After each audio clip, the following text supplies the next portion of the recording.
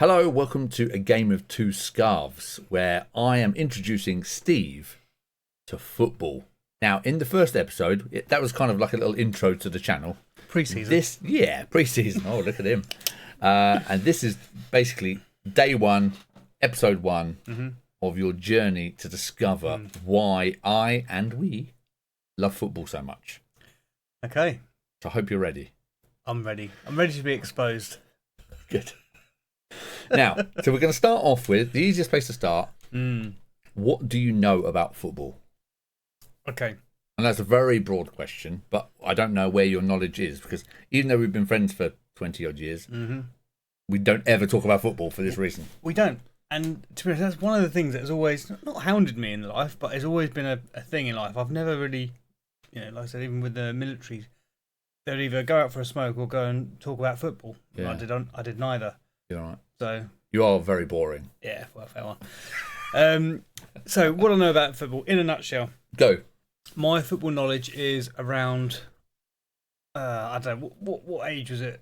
Or year would it have been? Like Bruce Grobbler, Liverpool. So you're talking early 90s. Yeah, David Seaman and Lineker, Gascoigne and all that. The fact that I used to think Tottenham was the England team because they wore white, and it seemed like everyone in the England team were playing for Tottenham at the time. Fair enough. So I know the rules. Do you say that? When you say you know the rules, what do you mean you know the rules? Well, I know they've changed a lot as well. Because I was asked to be a linesman once. Don't know why. What? Yeah. And I called someone offside because they threw the ball to someone who was what I believed to be offside. But then I was told you can't be offside on the throw-in. So I learned that rule that way. Yes. But can you be offside if you header it to them? Are you asking me, or are we? Yeah. Yes, you can be. You can. Okay. All right. So offsides cannot be offside if it's on a throw-in. It's only because it's a throw-in and a corner. I'm guessing. Yeah, because the ball starts on the line, doesn't it? So you're already furthest point forward. On a corner, yes, but on a throw-in. And that is also out of play. Like a throw-in is out of play, isn't it? Yes. So the play hasn't started yet, so you can't be offside. Okay. Do you see what I mean? Yes. Okay. But I know the offside rule.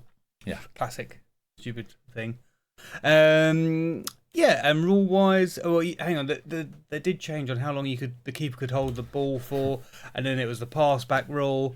Then there was golden goal, and then there wasn't. Yeah. So they do. I mean, they do change the rules every year. Oh, they're constantly changing little adjustments to the rules. They try something out for a year or two and go, "That was annoying," revert it back. Okay. So things like you said about the goalkeeper holding onto the ball. Yeah, I guess it's just to speed up the game. It is, because we'll look at it later. But we'll look at the percentage of time the ball is spent actually out of play is insane. Okay. You think it's a couple of minutes out of 90. Yeah. It's not. It's tons. It's ridiculous. Because I know in basketball they've got like shot clocks, so you have to do certain bits and pieces. Yes. I would like. Do you know what? I would like to see that in instead of just going to extra time. I would like to see almost a version of that where you were allowed to hold on to the ball for 20 seconds and you have to have had a shot by then. Okay. That would make extra time awesome. Put down if you vote for that. Put it down there. And love that. Was there like a next goal wins? But that was after. That was golden goal. Yeah, golden goal. That was it. That was next goal wins. Yeah, that's kind of gone now. I think. I don't think they do that anywhere now. No, they just do extra time and penalties. Okay. Sometimes they just go straight to penalties. Didn't they do extra time and then there was even extra time? They used to do replays. Oh, it finished 1-1. Oh well, just play the game again next week. Jeez. That was in the FA Cup and stuff, in the cup competition. But they've just found out you end up playing way too many games in the season. It's like, this is getting ridiculous now. Creaming in just for like trying to play the one tournament. Yeah. Okay. So, and then rule wise, I know there's a direct and indirect kicks on free kicks. Yeah. But I don't know what meant that you could or couldn't make it an indirect or a direct kick. But I know obviously direct you can score from the kick. Whereas indirect you have to touch someone else, not touch someone else. The ball has to be touched by someone else. Go! It just has to be touched by some other person. And then you can shoot. On an indirect. An indirect. But as soon as they touch it, the defenders can come towards you. Yes. Yeah. Okay, what about What about positions? Because what we're going to do, we're going to react to a athletic video. The Athletic do sports content. It's fantastic. It's really high quality. They've got a website. You can subscribe. You get articles. They do podcasts. They do all sorts of stuff. Okay. And they've released for the upcoming World Cup, which is happening next week. Is it really? Yeah. This year? Next week, yeah. Starts. Good timing. It is good timing, yeah. It's accidental as well. You didn't plan it? I didn't. Because that's coming up, they've put, I think it's for Americans. Idiot's Guide. Not Americans. No, Idiot's right. Guide. So they put an Idiot's Guide to the positions in football. Okay. And what they mean. So, yeah. I mean, obviously, it's obvious to us. But there might be some nuances that, I mean, obviously you've seen football. You haven't climbed out of a cave. No, I mean, obviously, keeper, defence, midfield, strikers, wingers. Mm-hmm. And then you get forwards, I guess, as well. What's the difference between a forward and a striker and a winger? Well, a lot of these are quite old. Some of them are old terms, and they've kind of just bled into like the newer age. Okay. And between a forward and a striker, there isn't a lot of difference. Mm-hmm. It's but forward tends to be the area of the pitch you play in. Yeah. Okay. You're a forward player. You could be anywhere really. Whereas a striker is the main striker man. He's the main forward. Yeah, basically. He's the goal scorer. Yeah. Whereas a forward could be someone a bit deeper but out wide. That could still be a forward. Yeah. Yeah. So strikers just glory hunters, want all the fame. Yeah, just want to score the goals. A forward does a bit more of donkey work. Yes. I mean that's a very rough guide. Don't hold me to that, but that's a bit more. Yeah. Layman's term, explain like a 6-year-old. Yes, yeah. That's right. Okay, so also what we'll do, we'll react to this video. We're going to watch this now. I haven't seen this yet. Okay. So this will be interesting to see. This could be rubbish. It could be rubbish. If I don't know something here, that'll be embarrassing. So. Okay, all right. I can't believe it. Oh, that's the other thing. Oh, what? Subs. There used to be only 2 when I knew the game. Mm. What is it now? In the Premier League? Yeah. It's different competitions. Oh, for Christ's sake. It's 5. 5? But what if someone gets creamed in, like hurt? Can you still sub them? What, if you've used all your 5, yeah. The only way you can have an extra one if it's a head injury. Okay. That is a brand new rule, like this last year. That's a new rule. Concussion. Because what's happening is they weren't taking concussions very seriously. Mm-hmm. Then when footballers retire and get older, there's loads of dribbling people, not the yes. Football. There's loads of issues with yeah, that's not good, is it? With people, so they said, look, okay, we're not looking after people properly, and that's when they said concussion, you shouldn't be playing, and now you get an extra sub.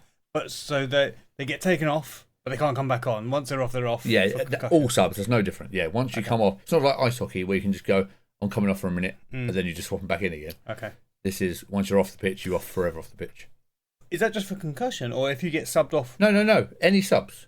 So once you're subbed off, you can never get subbed back on. You are out of the game. As soon as they take you off, in the minute 1, if you've done something stupid, they go, get off. You are not allowed to come back on in any circumstances. Didn't know that. That is the end of your game, end of your day. You may as well go and have a shower. Okay. All right. There you go. So let's watch this positions. Hopefully this is interesting, and please let us know if you've seen this or you find this interesting. So even if you know football like the back of your hand, don't worry, I'm sure, because this is from The Athletic, it's going to be interesting. And you never know, there might be a little something you don't know. I mean, I said it's positions, I don't know how much they can tell us, but for someone new, this is a great start. So they're just going to explain, I'm hoping, what each position is and what they do, I'm hoping. Now, this can vary quite a lot because there's many different positions depending on the formation you're playing. Mm-hmm. So depending where you are on the pitch will control what that position does. Yeah, I remember 4-4-2. That was all like what all England only ever played. Yeah, it's just rare now. Is it? 4-3-3 is the most popular one now, or 4-2-3-1. Yes. But there's loads of variations of those, so it depends. Like the Christmas tree. Yeah, and you got to remember that there's different formations depending on time of the game. It changes. The football's developed a lot. So if you're in the game and you're chasing the game, you're behind, you might change the position and more attacking. Yeah, makes more sense. Yeah. If you're defending, you might go, okay, let's bring you two back, sit in. You have a defensive position and an attacking position. So it's very fluid now. Some managers don't even like to say formations anymore because they say it's kind of irrelevant because you as a player who plays, you have a general area. You play in the midfield. Yeah. But it doesn't matter what the position is. You just need to know your job. Yeah, I mean, when I used to play basketball for my school, you could either man mark or you could area mark. Yeah. So we have that in football as well, man marking and zonal marking. Okay. So it's kind of same with the position. Yeah, positions. You know your rough area. You're a forward. You know where you should be roughly, but you don't need a position to be told. Oh, well, I'm the second striker out of 2. Oh, there's only 1 here. I can't do anything. Okay. So yeah, so let's check this out and find out. Hopefully this is interesting. So let's jump into the reaction. Let's do it. Okay, so I'll leave a link to this down below if you want to check it out without our stupid faces in the way. But other than that, let's get going. Soccer, or football, is a relatively simple sport. Score more goals than the opposition and you'll win the game. But in reality, it's so much more complicated than that. So let's take a look at the 11 players on a football pitch, who does what, and how they contribute to create the most popular sport on Earth. We will be pausing it to discuss anything you want to say. Okay. So if there's anything you want to talk about or anything, to let me know. Mm-hmm.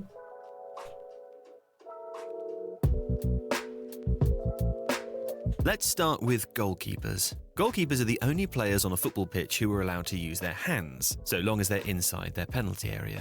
They also wear different coloured kits to distinguish themselves, and their primary function is to stop the opposition from scoring a goal. They do this by making saves, blocking shots, and catching or punching crosses. Now, there are different styles of goalkeepers. More traditional keepers stay close to the goal line and focus on making saves, sweeping. It would be helpful if they drew a line where they said goal line. Yeah. There isn't one in that one. I want the grobbler, Bruce Grobbler, whatever, bobble. The wobbly legs, yeah. Wobbly legs. Keepers rush out of the box to defend any danger behind the defence, and ball-playing goalkeepers help start attacks with accurate and composed passing. Of course, the best goalkeepers in the modern game are a blend of all 3. Now, before we get to the other positions, we should briefly talk about formations. Now, again, apologies for the pausing. So what it says there about the goalkeepers, the different styles. Mm-hmm. Now, why do you think that's important or relevant?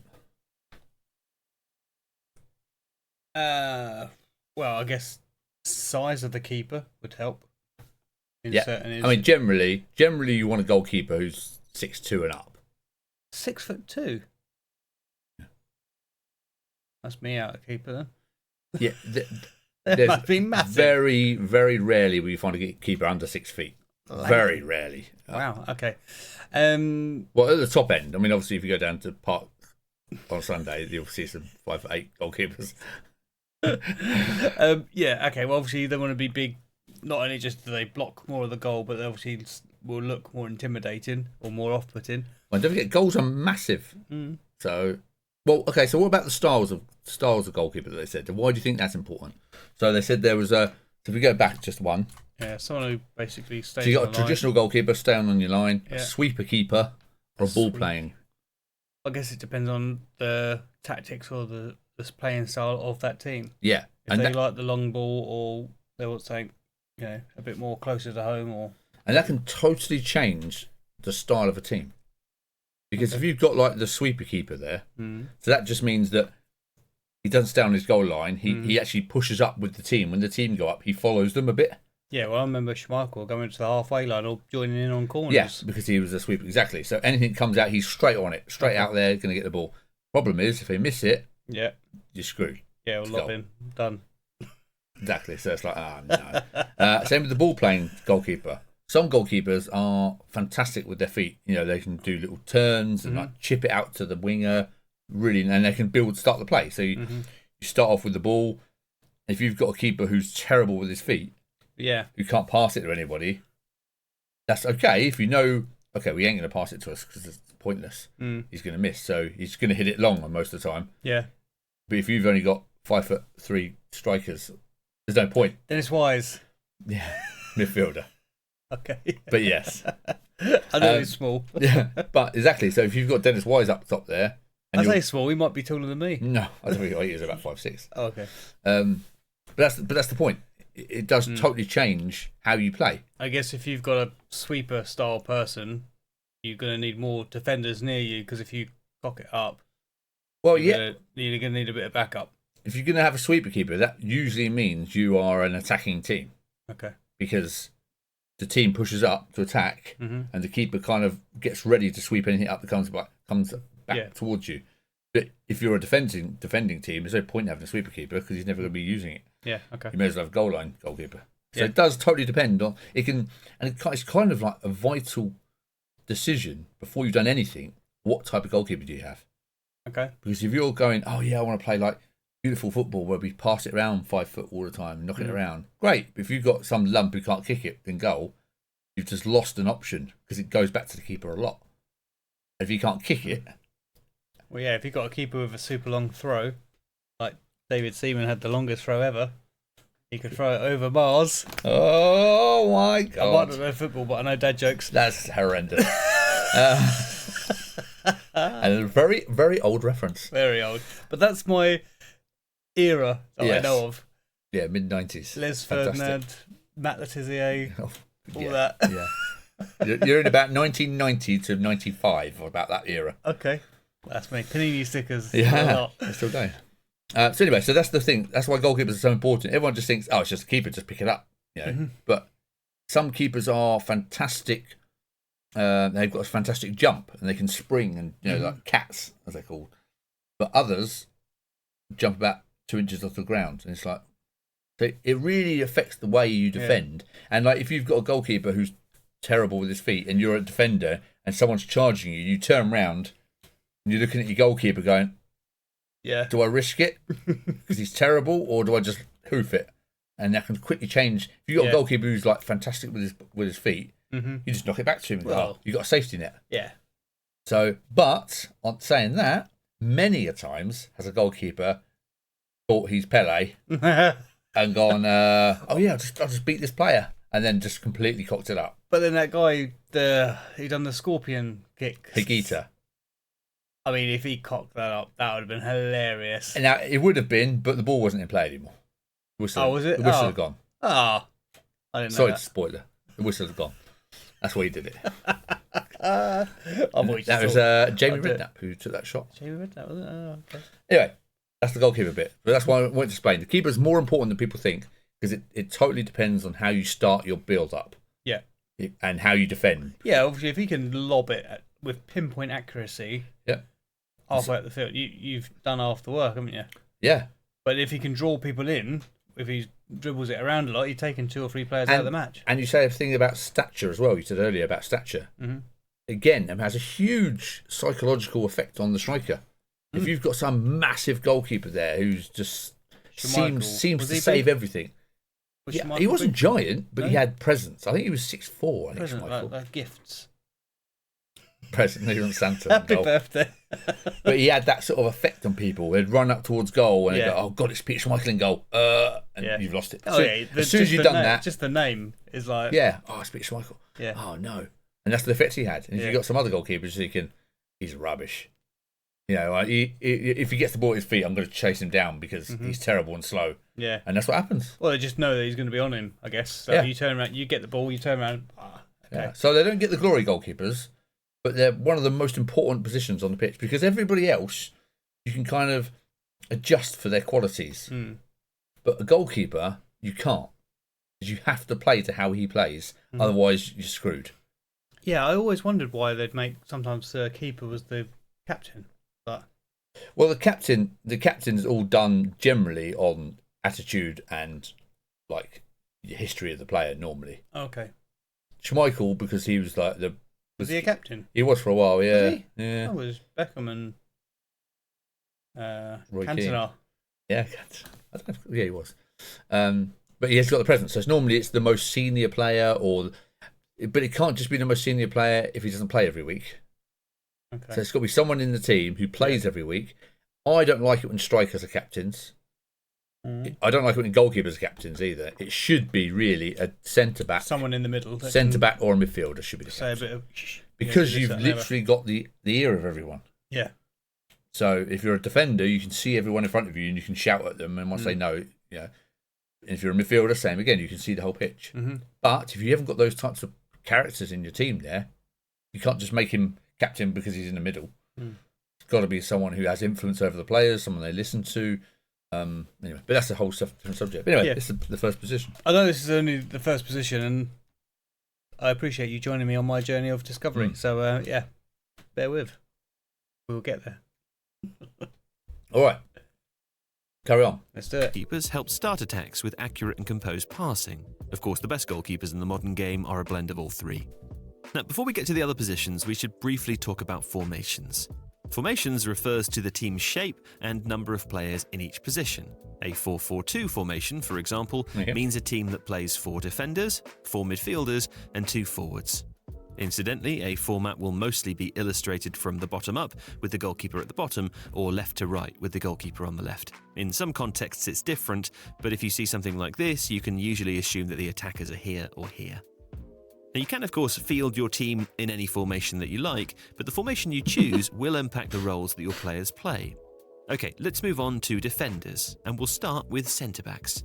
Now, a centre-back's job is primarily to defend the area in front of the goal and to prevent the opposition from scoring by getting in the way to block shots, tackling the attackers, or intercepting wayward passes. Teams will often play 2 centre-backs in formations with 4 defenders, but it's not uncommon for a side to have 3.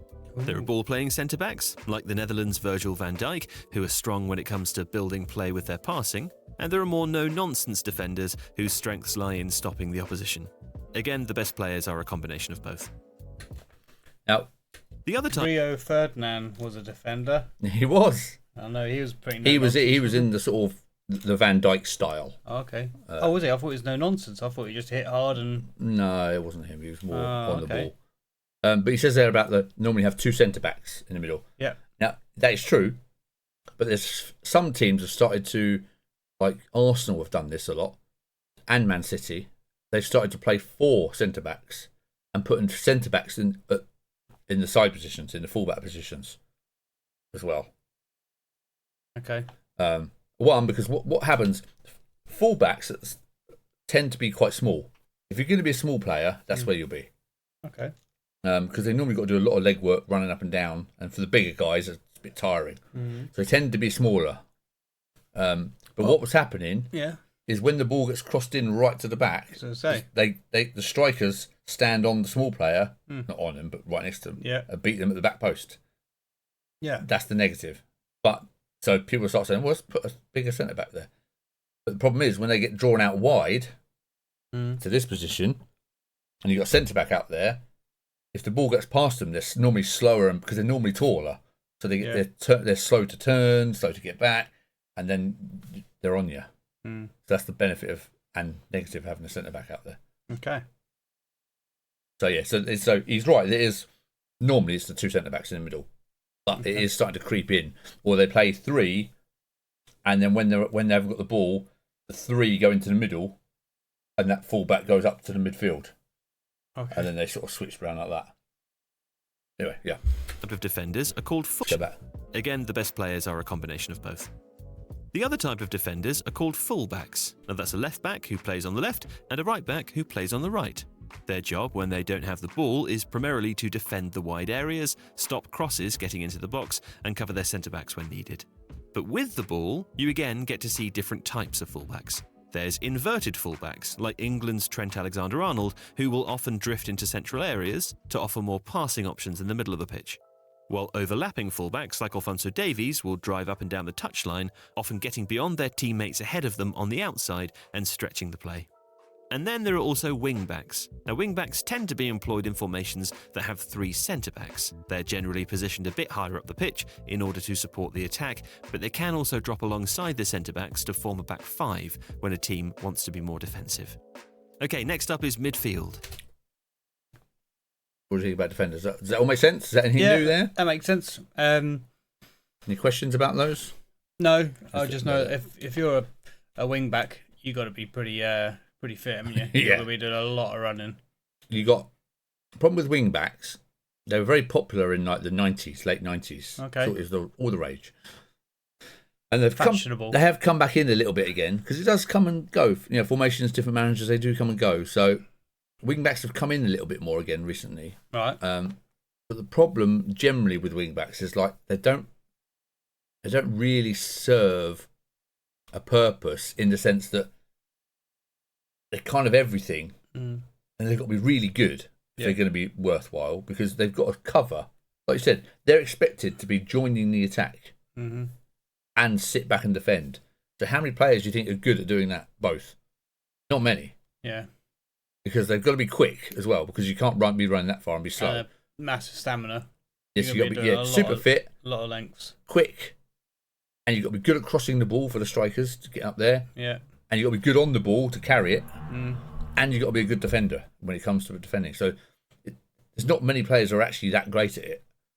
So it's risky to try and build for me, in my opinion, to try and build your team having wing backs is risky, because trying to find two good wing backs in the same team, and one of them's got to be left footed on the other side.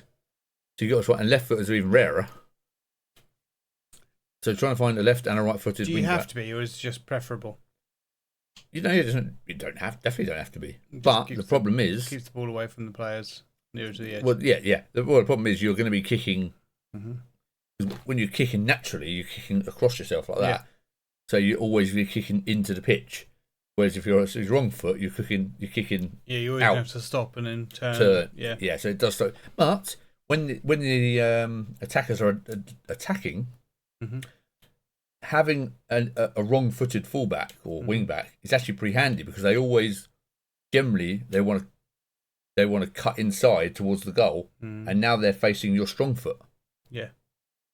Because if I'm on the left now on the wrong side, I'm right-footed, and they cut inside to go towards the goal, now they're heading towards my right foot. Yeah. So sometimes they do it on purpose. So some players who are left-footed get put out, go out on the wing, on the other wing. Yeah. Cut inside to go onto their strong foot, but now they're facing my strong foot now. Yeah. So it is a tactic some people use. If you've got a particularly good one, they go, right, let's swap the fullbacks over, send him out there, and then so you got to look at that as well. So that depends who you're playing against. Okay. If the attacker's always going to go wide and cross it in, they don't want me defending with my weak foot all the time. It just doesn't make any sense. And when I get the ball, I've got to turn in, like you said. So yeah, okay, but there you go. That's defenders. Makes sense. Yeah, generally? makes sense. Yeah. Happy with that. On the back five when a team wants to be more defensive. Okay, next up is midfield. The central midfielders will generally do a bit of everything, and the best can control a game entirely. But there are a whole host of different variants of the central midfield position.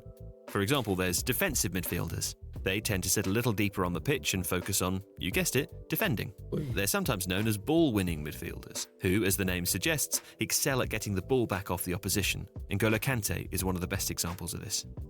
But you can also have deeper-lying playmakers too, who can sometimes be referred to as the number 6. These players excel at dictating the tempo of the game with their passing and ability to evade the opposition press. Spain's Rodri is probably the best example of this. And then there are what's called box-to-box midfielders, like England's Declan Rice or Uruguay's Fede Valverde, who have the skill and the stamina to continually run and help out the team in both defence and attack. Okay, next up, the more attacking midfielders. They tend to play a little closer to the striker and excel at creating and scoring goals. They need excellent vision and passing ability to unlock opposition defences, but they're also expected to be good shooters. Okay. He hasn't got very good vision. Yeah, that's exactly what I was going to say. Example of someone like this would be think about your era. Yeah. Attacking midfield. Fowler? He was a striker. Ah, dang it. Your era. Christ. Rush. He was a striker. Beckham would come back quite a lot, but he was a right midfielder. Oh, okay. Ole Gunnar Solskjaer. Striker. Ah. Midfielder. Doing well. Hang on. What was Lineker? Striker. Oh, for Christ's sakes. See, the strikers get all the fame, don't they? Gascoigne? Yeah. Attacking midfielder. Oh, okay. I don't think it's an area that England have been particularly great in. Okay. Generally, we don't tend to produce. It's called the number 10 role sometimes. Okay. So obviously, originally, Cantona, what was he? Cantona, yeah, he was kind of that. Yeah, he was kind of a striker. He was a forward, really, but he did drop into that 10 role a lot because he was so creative. Okay. But yeah, that's it. On and off the pitch, on the sideline. Yeah. He's yeah. So, like you said about because they used to be called, they were just given numbers before. You just got 1 to 11. Yeah. and the goalkeeper was number 1 always, and then they just went right back with number 2, 3, 4, 5, and it just went like that. And that's kind of it's not how we do numbers anymore, really. That's an old school way of doing the numbers, but they still refer to it. Sod counting. Yeah. Well, no, but the thing is that now, don't forget, they only used to have like 13 players. Yeah. And that was it. That's all they had, like 13, 14 players. That was it. And you had 11 were playing at the time. Beckham always had 7? 7, yeah. 7, okay. But now it's a squad game, so you have 25 players in a squad. Oh, okay. And the squad numbers can go up to 99. Okay, you just pick whatever number you like for generally luck. I mean, still, I think most people still like to have the traditional numbers. Okay. But if you are the main striker in the club, you want to be number 9. So, okay. That's the main striker number 9. All right. And if you're that defensive midfielder that you said, you're the number 6. That's many people go for 13, or are they all a bit superstitious pants? Yeah, not many do. What's the What's superstition? I know. It's a number. So this thing. So this is. Although my lucky number is 33. And yeah, some people like to pick those weirder numbers and stuff. Yeah. Okay. So now we're moving on to the attacking midfielder. Yeah. Okay. Portugal's Bruno Fernandes is a great example here. Then there are wingers. A traditional winger will stay out wide and look to go past or beat the opposition fullback and swing in crosses for their teammates to attack. They tend to be quick and good at ball control and dribbling in order to do this. More commonly in today's game, though, wingers will use their skills to drive infield and take shots themselves. These types of players are often referred to as inside forwards, and one of the greatest ever football players, Lionel Messi, is the best example of this. And finally, there's the... Who? All right, I've heard of him. Yeah. I mean, I think he probably was the best. Yeah? Was the best. No longer? No. Is he still playing? He's 36, plays for Miami. David Beckham's team. He owns them. Oh, okay. Inter Miami. They're playing pink. Yeah. I'm Inter Miami. Yeah. Hang on. So he went Inter because of Inter Milan. That's the same team. No idea. Maybe. So like athletic and. Funny enough, he went. You say Inter Milan, but he actually played for AC Milan, so he played for the rival, and he called it. He played for AC Milan, but called his team Inter. Weird. Anyway. So yeah, okay. Yeah, but AC is over there. It's something completely different, isn't it? Which is air conditioning. Yeah, well, yeah, they wouldn't. Yeah, they just wouldn't understand it. Right, I'm sticking to my arm. So now we're moving on to strikers. Okay. Strikers. Also often called centre forwards or number 9s, their primary function is to score goals and win the game for their team. Strikers can play in pairs, as in 2-man striker systems, or on their own if the formation has just one. Now, once again, there are several different types of strikers. You have target men, more traditional centre forwards who tend to be taller and more physical players who can win headers and hold the ball up while their teammates run up the pitch to support them. There are strikers who are quicker and who look to use their pace to run in behind the opposition defence. They tend to be a bit smaller, but they don't have to be. And some of the best strikers in the world, like Erling Haaland, can play both of these roles at the same time. And sometimes you'll get players who are known as false 9s. These are usually players who are primarily midfielders that are asked to play as a striker for the team. False 9s? Yeah, that's quite. He's just making it up now, isn't he? That's quite a new term. Like, you won't see that many places. That is, I would say that's the last, 10, 15 years. Okay. It's quite a new term. So basically, it's just 10, 15 years new. Well, football's 150 years old, so yeah. Okay. Maybe even that long. Maybe the last 5, 10 years. It's pretty new. Okay. But basically, it's just when you don't. It normally happens when you just don't have a striker. Okay. You've got no one good enough to play up there, so you play someone just towards the striker, but he's actually a midfielder. He's been injured and you subbed him off, and you've So yeah, normally it's like I said, it's a midfielder or someone you just want him to play higher up the pitch near the striker. Okay. So he's like a false 9, so he's not going to be standing up next to the striker. Mm-hmm. He's going to be dropping behind where the number 10 role would be. Normally. Okay. But yeah, it's a weird term. I mean, there's some games, some teams have played and they've played with no strikers. Okay. All midfielders. Just only played with midfielders in the middle and defenders, obviously. And then just have them like spring forward. Yeah, keep the ball and go forward, yeah. Okay. Generally doesn't work particularly well, but They drop deeper when the team are in possession of the ball in order to offer more passing options in the midfield, and they also drag opposition defenders out of position and bring their teammates into play. If you like this video, please consider subscribing to the channel. Okay, so there you go. That was your introduction to every position in soccer explained. It makes people very angry. Does it? Yeah, don't like that. Yeah, I wouldn't call it out either. No, I wouldn't. Anyway, so that was all. It was kind of. I know that was kind of all obvious. I appreciate it was all super basic and obvious, but we need to start from somewhere. Yep. And I want you to just make sure that there's a few little terms you haven't heard before. False nine, never heard. Definitely. Yeah. What was it about goalkeepers? You was new. Sweeper and then ball Yeah, playing. so you've learned a couple of things. There's different types, and we've spoken about that. I mean, for me, it was just goalkeeper, defence, midfield, forward or striker, winger. That was it. Yeah. Now you know what they do in each. Now what their roles are in the team. I don't know if it's blurring the lines or making more specific roles, maybe. But I guess it's just if you've got someone who can naturally do a bit of extra, then you'd call them that. I mean, it's one of those arguments that if you go into a new team as a manager. And you look at your squad of players, do you say, as a manager, I like to play 3 centre-backs. I like to play 3-5-2 as my formation. That's what I like. You turn up to your squad for day one. You've got 2 decent centre-backs. And 1 youngster, not very good, not ready, maybe someone really old. Do you then say...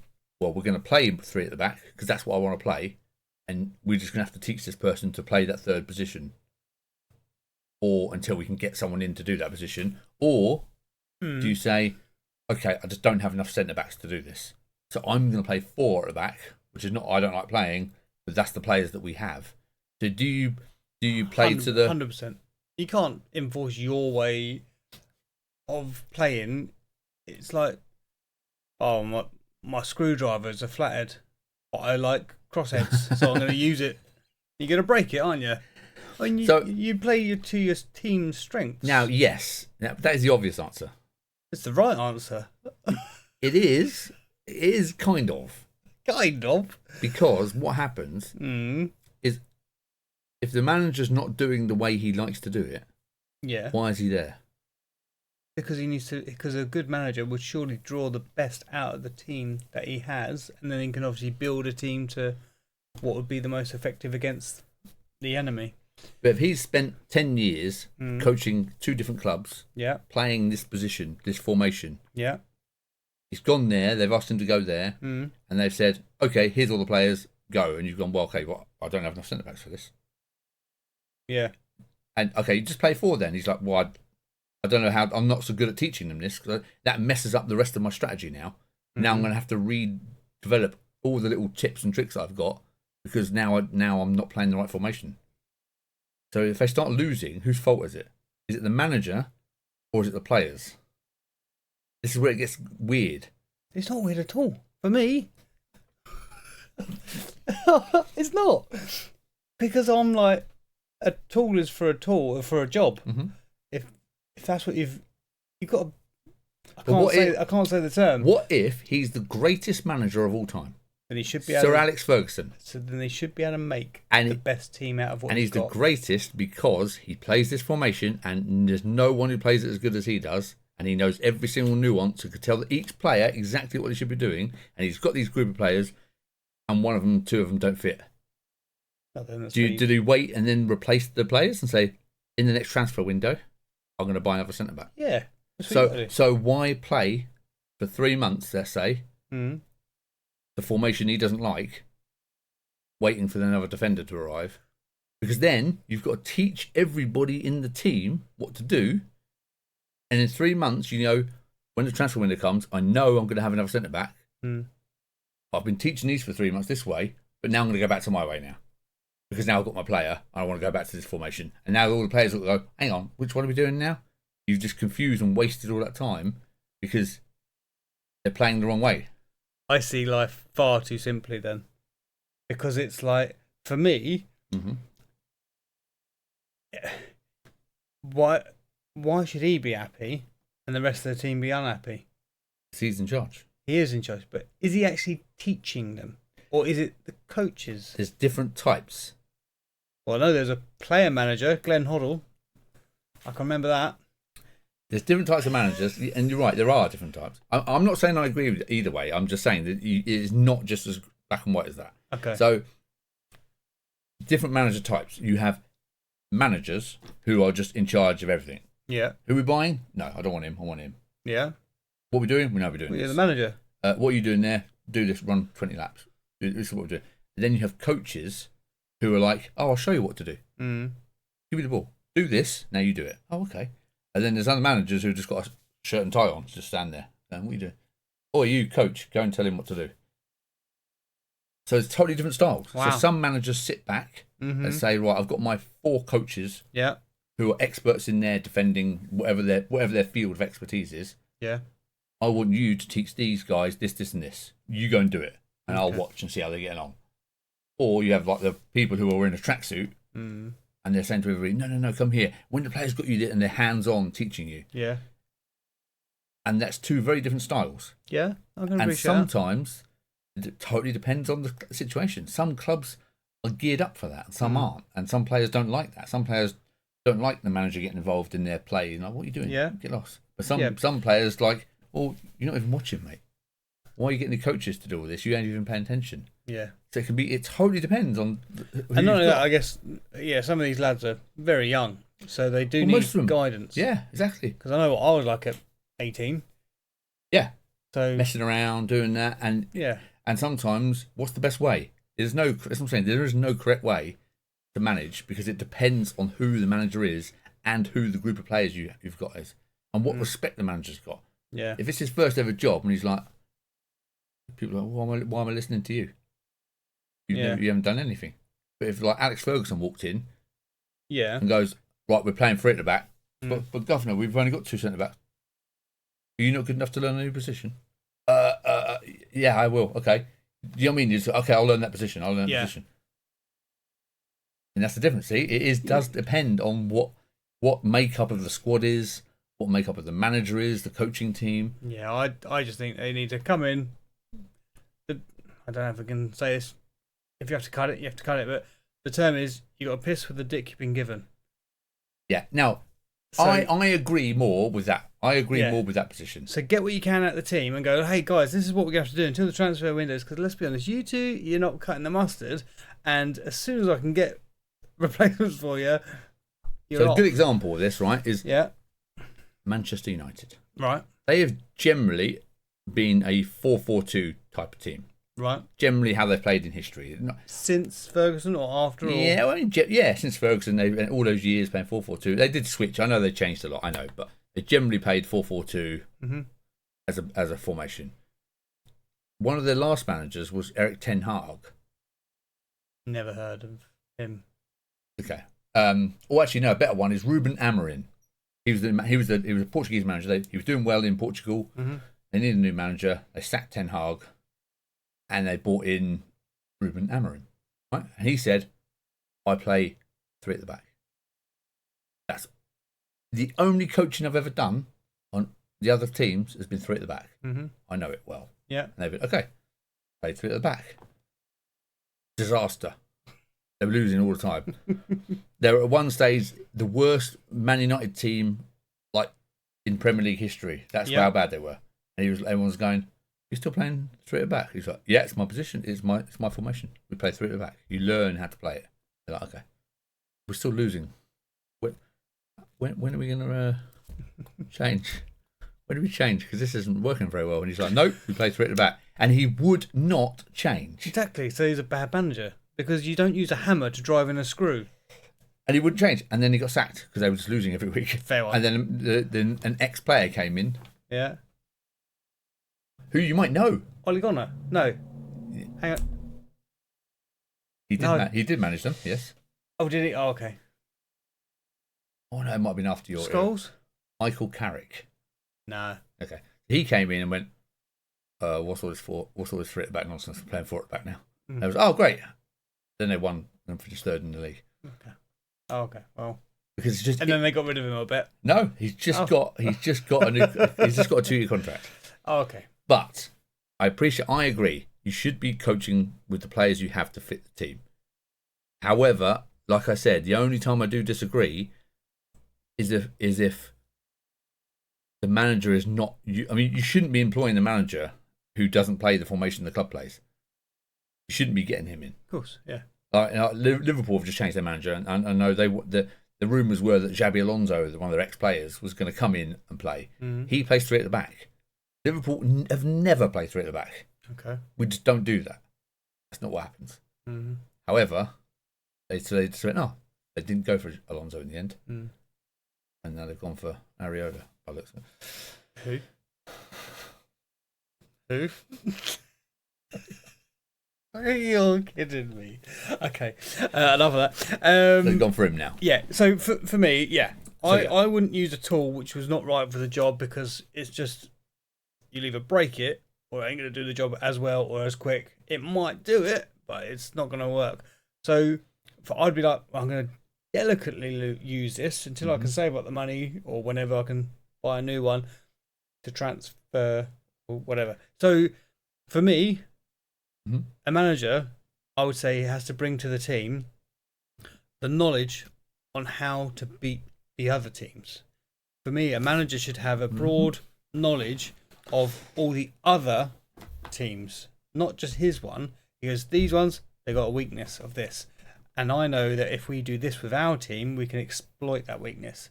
Yes. And a completely different day. Oh, yeah, we done 4-4-2 that day? Yeah, we're not doing that. We're now going the other way. Nice. Five strikers and 1 defender. I know, but you're gonna you've got to change. You do yourself. However, yeah.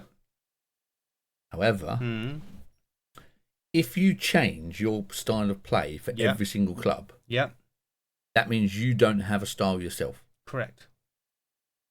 So every week you're having to teach your players, yes, a new position. And the thing is, football is all about relationships. Yeah. So if we're playing together every week, I know roughly what you're going to do. Yeah. Over time, I'm not even going to look. Has he seen me? I'm just going to make the run because I know you're going to see me. Yeah. And I know you're going to, and you might go, I've got the ball, I'm just going to pass it. I know Richard's gone. He always goes. Yeah. I'm just going to turn, bam, gone. Oh, wow, he's found him first time. It's like, yeah, because you do it all the time in training. We've done this 1,000,000 times. Mm-hmm. If you've changed your formation, we're playing this team now. Oh, does he do the run now? As soon as you put that little doubt in, you've ruined the flow of the team. Really? And is it that sensitive? Yeah, and if you are the better team, the idea is to impose yourself on the other team. Okay. I don't care what you guys are doing, because we are so good. We're so drilled. I know what you're doing. He knows what I'm doing. We all know what we're all doing. Okay. We play this way. Yeah, and you're going to have to. And you're going to have to suffer, and you're going to have to react to us, not us react to you. That's not our problem. That might, I mean, that is like a massive window maybe into my brain, because I'm very much, again, with the military side of life, it's not a case of we always use this and this and tactic to attack that kind of building or that vehicle or whatever. Everything gets adapted for every scenario. It doesn't matter. Yeah. We all have the drills. And we so do the what basics. This happens, this is what we do. If this happens, this is what we do. Yeah, so there's always standard operating procedures or drills or whatever. But if it's a case of, but this building is facing what angle and the sun's over there, so we're gonna attack from this side, so then the sun's in their eyes. Yeah, and it would be completely different for every attack that you do. But we have our set pieces. Yeah. But so that's why I think rather than, we're going to roll through this attack, or we're going to, play in our way and they're going to have to defend us, I suppose I'm more in an attacking way to be more, not surgical, but more of a case of we're going to be a problem for them because we're going to do it in a way that they can't defend. So so what happens a lot is, like, if you look at like newly promoted teams who've come into the league, let's say they've been in the Championship, which is the second division. Yes. One below the Premier League. They've been in the Championship. They've finished champions. 100 points. They've smashed everyone. 4-0 every week. Yeah. Great. They're like, ciao, bow. Lovely. Yeah. Ciao, bow. Love it, yeah. Game week 1. Yeah. Who are they playing? Oh, they're playing Man City.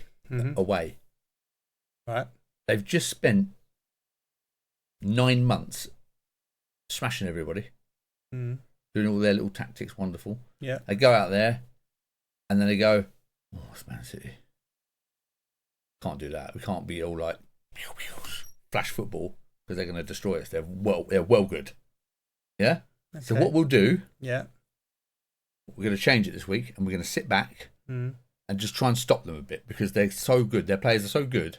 We can't afford to be just free-flowing football because they're better than us. So sit back and defend. However, in the last 48 games or 46 games they've been playing, they've never done that once. So what happens? They get spanked. They get spanked because they don't know what they're doing. Exactly. They're not used to doing it. Okay, yeah. Now they're like, oh, well, why have you changed? And he's like, why have you changed? That's not how you've been playing. Why have you suddenly changed for Man City? They're good, aren't they? Yeah, they've flapped, haven't they? And they've changed away. However, this is why football's fascinating. Sometimes they go, Man City, oh, I don't care. We play like this. We play fast-flying football. Let's attack them. Yeah. Get spanked. Then they go, why were you so open? Yeah. It's like, well, because that's how we play. It's like, you can't do that. It's Man City. Yeah, but if we sat back and done that, we'd have got spanked. Yeah, it's Man City. You've got to do that. And it's like a weird, what's the right answer there? Do you stick to your principles? Yeah. And it's happened. Teams have come up like Leeds. Oh, yeah, just knocking it around. Lovely. Oh, great. Yeah. Smashed every week. And then they bring then they sack that manager going, oh, well, he's gone. Then they bring a new one. He's like, well, we've got to defend. It's like, oh, I haven't got any of the players to defend because you're all attacking like fast players like you played in the league before. And the cycle goes on. Let's bring in some big tall defenders and we'll sit back. And then he trains them to sit back and they all defend. And now he's got none of the flowing fast. And then they get relegated anyway because they're so defensive. And then when they're in the Championship again, they're like, it's hard to win, isn't it? Well, yeah, because you've got no attackers. You've got no one who's any good. And they go, let's sack him because he was rubbish. This just seems mental. But what's the right answer?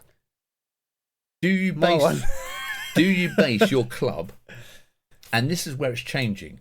So now that was always the manager's decision. And what's happening? The manager's going, 3 years. I'm fed up now. I'm going. Or the club go, you've lost 5 games. You're sacked. 5 games. Well, it can be whatever it is. Whatever it is, the club go, you're sacked. And they go, oh, we've got all these players. Let's get a new manager in. You've done well. Come in. And they say to him, what do you think? Surely they don't just go, They go, we are this team. We've got this many players in this many positions. Does that suit you? And they go, no. Yeah, come on in. Sometimes, yeah. This is what I mean. And so what they're doing now is they're putting like a director of football in place above the manager. Okay.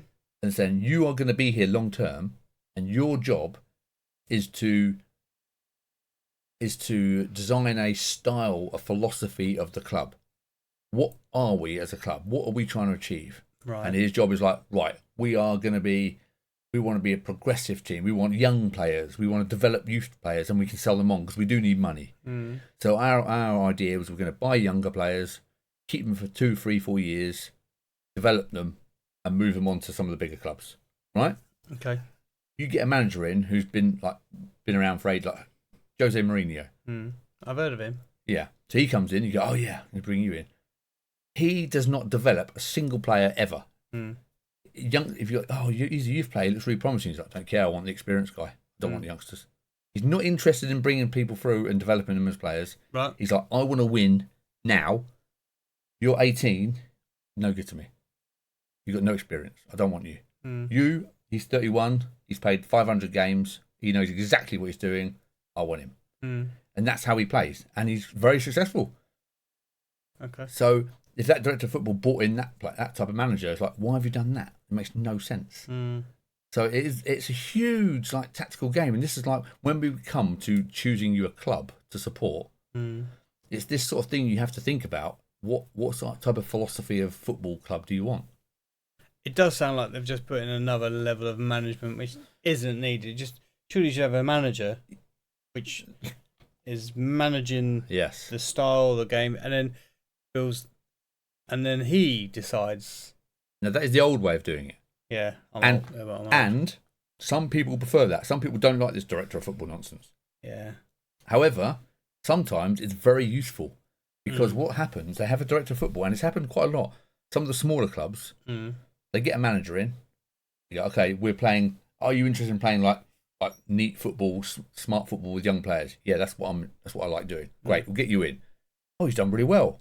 And then Chelsea come on and go, he's done well. We'll have that manager. He's like, Chelsea? Oh yeah, this is way better. See you later. He's like, so the club are like, oh great, we had that great manager. Okay. The philosophy is with me, the director. Okay. Let's find the next one.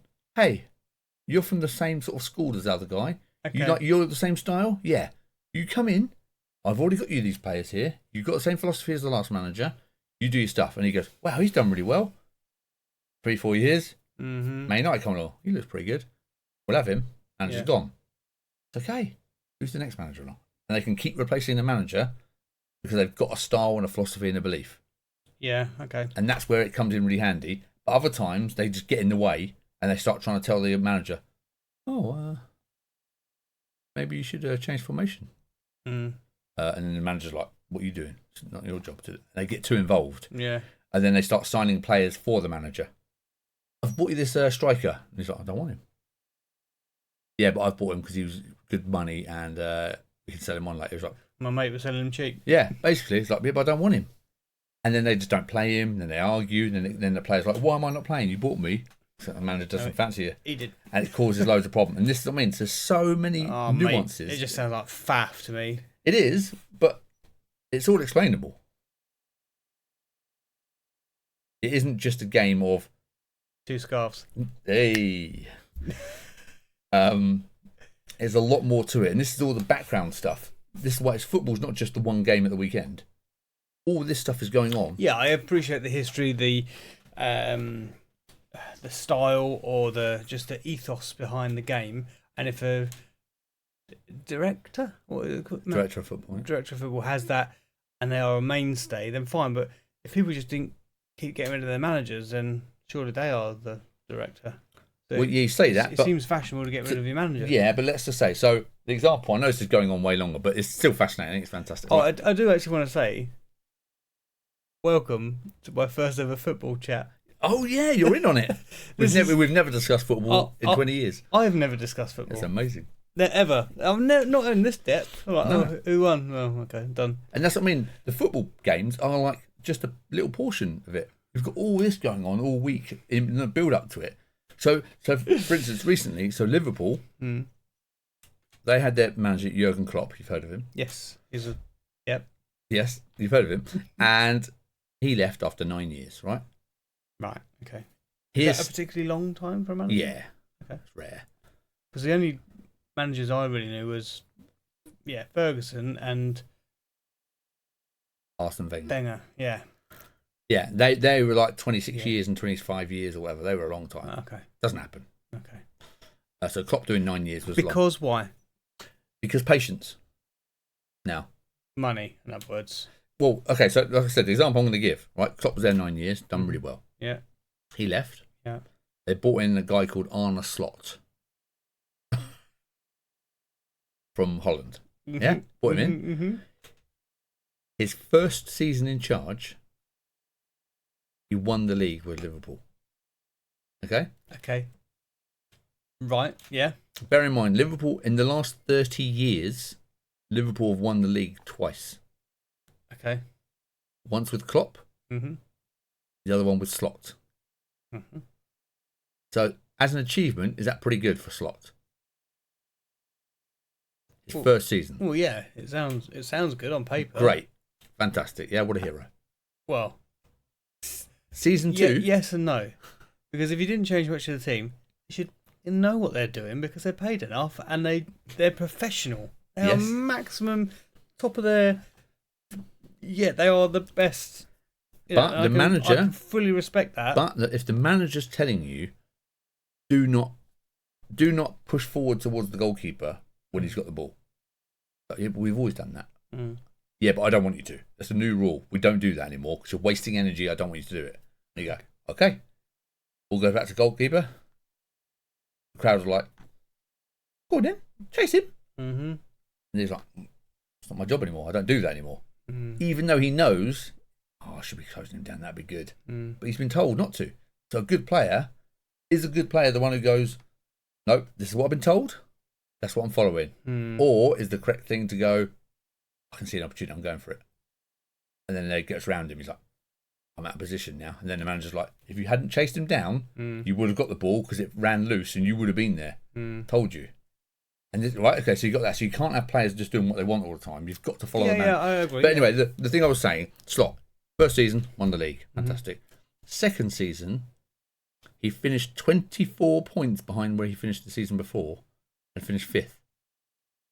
And they lost 20 games, which is the most in about 100 years for Liverpool. So, but that was the second season. Do they keep him or sack him? Is that good? It depends what he's done. If he's completely turned the team upside down and then they've started losing. Okay, so But then you say they're 24 points below what he done the last season, so everyone else is up their game, or however, statistical, everyone's won more or lost more or drawn more.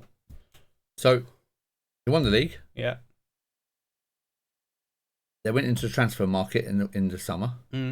Spent £486 million. On new players. Right. And then finished 24 points beyond where they did the season before. Yeah. You got a sack. Tom. Yeah, because you can't be spending that kind of money and still lose. If it was the other way around, yeah. Season 1, not great, finished 5th. Spent 400 odd million, won the league the second season. Yeah. Still the same outcomes. Yeah. Still the same body of work. 2 seasons. Yeah, but there's a trajectory. Yeah, and that's what I mean. It's the perception of how it's done. Are you seeing development? Yes, because you've just won the league the second season.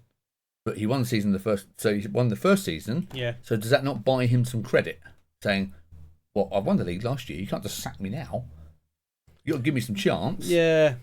Again, without knowing everything that. No, but that's the politics behind football. It's not as simple as like, well, he's done brilliantly. Just keep him. It's like, yeah, but they were 26 points behind where they were the season before, 24 points, whatever it was. That's unacceptable. But then again, because each season is different, each team different environment, whatever weather. But then I remember because I did watch the Wrexham thing on Netflix when they were playing I can't remember what team it was, but it was unprecedented. The amount of points that they'd won in a season was ridiculously high, but so was the other team. Yeah, it's like, oh, come on. Whereas any other season, they would have trounced everyone. But the other team done really well as well, so I think they end up winning by 1 or whatever. But saying that, what you normally find, because that happened to Liverpool as well. Okay. They won. I think they got like 99 points, 97 points, and 96 points. Didn't win the league. Is that high then? It's insanely high. I think Arsenal won the league this year on 84. Okay. So 90 in the late 90s is almost unheard of, and they didn't win the league out of 2 or 3 seasons because Man City got 101 points. Oh, okay. And 99 points when Liverpool got 97 points. That's how. But it's because they were both pushing each other. Yeah. They just kept pushing each other, and they just got everyone top else was crap. Well, yeah. And that's what I mean. So it's just the way it goes, football. Yeah. And that's why it's so much behind just the games. People to see the games. Oh, yeah. There's all this other tactical stuff. And then the politics behind the scenes. And some people don't like to know anything. All they do is like, I just want to watch the game at the weekend. Yeah. And some people, I like all the behind the scenes stuff. I want to know who's doing what. I like watching the training sessions and stuff. See, oh yeah, what are they doing? You can watch training sessions. Yeah. Don't get caught for a spine. I watch the news. Topical. I watch the news. Normally the bigger clubs, you get access to all the training. That sounds completely opposite to what I thought it would be. Because they've got the money to invest in a camera crew and stuff. Yeah, but then they're giving out all their secrets of training. Or do they just give you a bluff one? They give you a highlights. 6 years ago. They give you the highlights. This is what we're doing today. Wink. Yeah, it's not live. It's not like what we're doing tomorrow. Yeah. Anyway, so we're going to wrap it up there. So that was our first ever football discussion. Yeah. Wow. Get used to it. As you can see, football you can talk to anyone about football for ages. There's so many angles to go down. This is a first. There you go. You got something now. So anyway, if you've enjoyed this is a very long video. I might do a highlights version as well. Yeah. But please let us know if you've enjoyed this. Please drop it down below. Please follow, subscribe to the channel. We're trying to get it up as high as we can. before the season starts, before we pick Steve a team. And again, leave your suggestions below who you want Steve to support. We pick me a team. Oh yeah, I can't trust you to do it. Or am I going to pick a team? Can't trust you to do it. Oh no. No, of course we are. We're gonna go through the process, and we're gonna go through like what you look for in a team, what other sports, what other things you like in different sports, and what your principles are, because that will help develop who you support. Because don't forget, this is not normally the way it happens. You normally just are given a team. You don't have a choice. So to actually have the chance to choose one, inherit it, is something that we've never had to do. So there is no right or wrong way. You could just look at the table and go, "Oh, Arsenal won the league. I'll pick them then." You could do that. There's no reason. Did they? They did win the league. Yeah. So you could do that. There's nothing wrong with that. Yeah. But you might do that and you go, "Oh." Well, I've been to Stamford Bridge and Old Trafford. Have you? I have. Fancy. But that's what I mean. So it could be as simple. It could be as simple as, do you know what? The person on the tour was fantastic. They had loads of information. They were really friendly. And yeah, I'll support Man United. Why not? Okay, there you go. There's your team. Yeah. Okay. But we're not going to do that. We're going to look into the philosophy of football. We're going to look into the club's histories. We're going to narrow it down, and we're going to shortlist a few, and then look at the history, look at the behind the scenes, look at the players, and see who's jumping out to you. Okay. All right. Well, that was informative, and like I said, a first for me. Let me know down in the comments. Is this guy chatting absolute BS? Because I have no idea. I know. I could be telling you anything. He could be leading me down the garden park, and it's just like I'll send you the rules of hockey. Yeah. But yeah, so yeah, I appreciate all your feedback. I will read and comment, and I will respect your feedback. Let me know. Thanks for following along, everybody. All right, until next time. I'm looking forward to it. Let's do it. Goodbye. Ciao.